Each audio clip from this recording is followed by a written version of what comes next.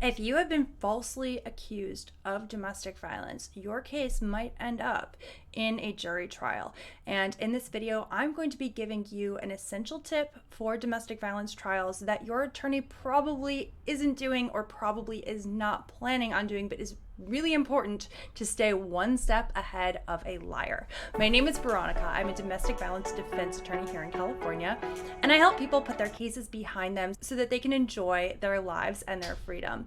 I am also the creator of a course called Defeat the DVRO, in which if you have a restraining order hearing, I teach you from start to finish everything that you need to know to represent yourself and win. So if that's something that you're interested in, you can get your free first class in the course via the link in the description box down below.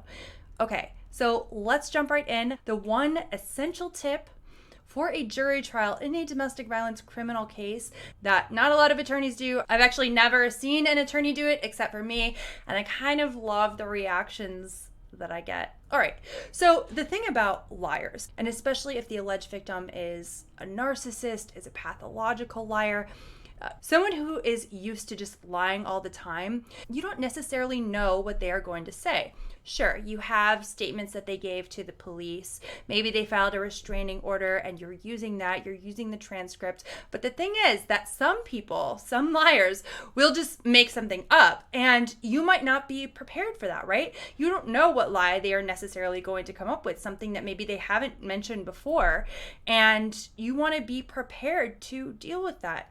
So let's get into the practical aspect of how to do this. Now, in jury trials, attorneys will have our exhibit book. We have a list of documents, videos, whatever, that we're planning to show the jury, right? And if the victim has changed their story previously, of course, we're going to be ready to bring that in.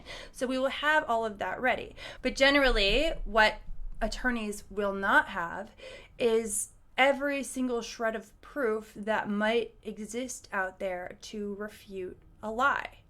So my suggestion, and I know that this is crazy and extreme, I have been accused of being those things, is that you have with you all of your text messages with the other person and anybody involved with them.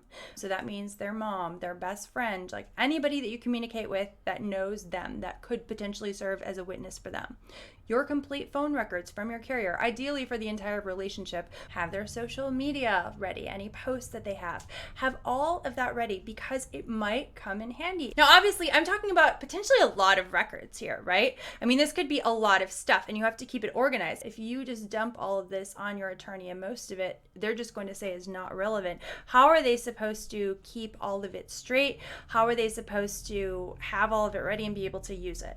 Okay, so there are two ways to do this, and really it depends on how many records you have. You want to make sure that you have everything in a text searchable format, aka OCR. There are plenty of programs that will make a document text searchable if it is not already. So you need to have it digitally, right?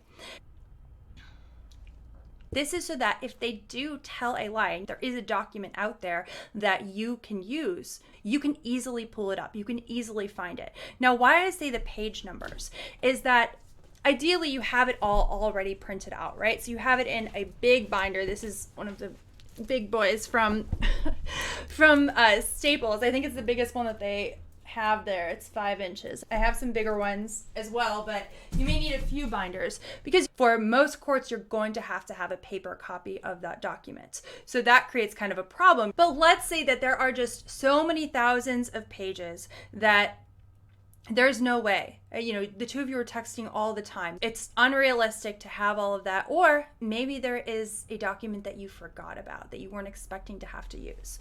In that case, and this is not a DIY kind of thing, but this is something you could bring for your attorney if they do not have one, a portable printer. Okay, so this guy right here, and I have a little carrying case for it as well. I mean, it's so important, because I never know, what if my client forgot to give me a document, right? So I do this for restraining order hearings often. I do this for jury trials, because the last thing that we want is to miss an opportunity to discredit the other party because we weren't prepared when we could have been. All right, I am on its little hotspot. I'm going to load my paper. I have a text message here, and I'm just going to go ahead and print that right now. I have literally printed things during the trial that my client is whispering to me or writing down, hey, I have this document. I'm like, okay, airdrop it to me, and then I will print it out and I will have it ready if you didn't give it to me before. And how satisfying is it to, when the other side thought that you wouldn't be prepared, to pull out your portable printer and literally right there on the spot, print out the text message, show it to them, and show the judge, show the jury that they have lied. Catch them in a lie right there that they thought that you wouldn't be prepared to catch. That is the thing about these domestic violence cases. They are mostly about credibility. And so you have to be able to go hard and be prepared for anything to attack the credibility of a liar. I hope you found this video helpful. If you do have a domestic violence restraining order hearing coming up, you have nothing to lose. Get your free first class via the link down below. If you have a domestic violence case, feel free to give me a call. And if you did find this video helpful, please don't forget to like, subscribe, ring the bell, and follow me on Instagram, TikTok, and Facebook.